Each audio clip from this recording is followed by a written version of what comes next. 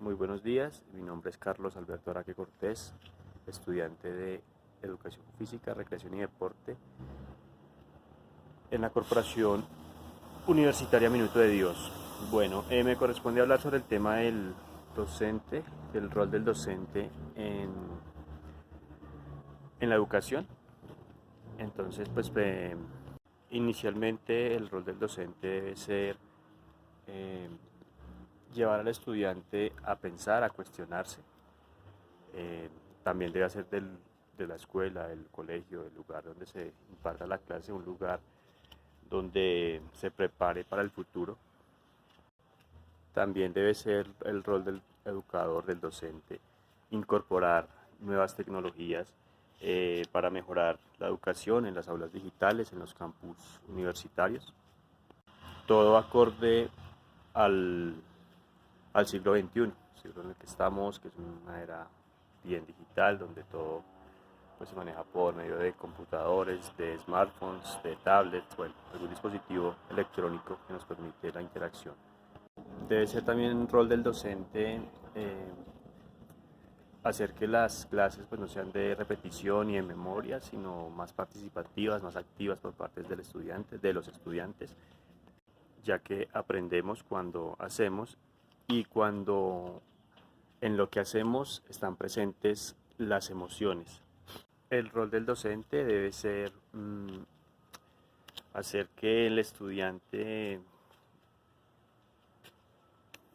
más que el estudiante, el propio docente debe hacer más, deja de ser un proveedor de información para convertirse en un mediador, en un constructor de aprendizaje colectivo con la participación del estudiante. Teniendo en cuenta que el smartphone, los dispositivos digitales están cada vez más presentes en nuestro diario vivir, pues se debe incorporar y se deben usar con medios, con fines educativos. Los docentes debemos ser mediadores digitales generacionales, teniendo en cuenta de que en las aulas se encuentran jóvenes, personas que en su diario vivir desde que nacen ya están usando la tecnología, por lo cual es muy difícil dejarla de lado. Y por último, otro de los roles del profesor debe ser mejorar la comunicación, o más bien promover la comunicación y lograr una interacción con, con los estudiantes. Muchísimas gracias. Buenas tardes, mi nombre es John Edison Arias, estudiante en licenciatura de Educación Física, Recreación y Deporte. Hoy les vengo a hablar de la biografía de Jean Piaget. Nació en 1896 y murió en 1980. Filósofo y educador suizo, reconocido a nivel mundial por sus trabajos en psicología evolutiva. Piaget demostró que existen 4 etapas en el desarrollo intelectual de los niños: la sensoriomotriz, que va de los 0 a los 2 años. En esta se desarrolla el movimiento. La preoperacional, que va de los 2 años a los 7. En esto se da la evolución del lenguaje.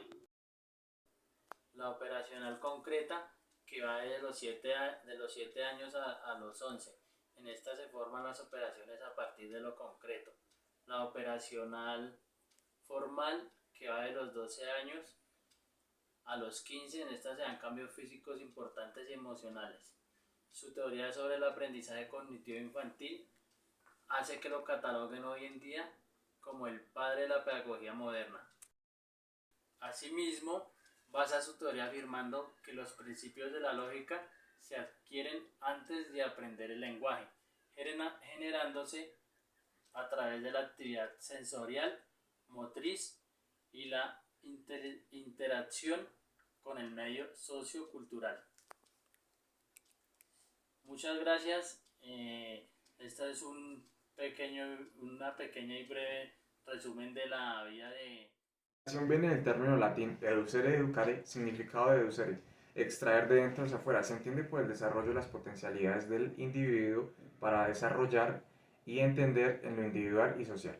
La educación es un conjunto de fenómenos a través de los cuales una determinada sociedad produce y distribuye saberes, los cuales promueven una sana convivencia.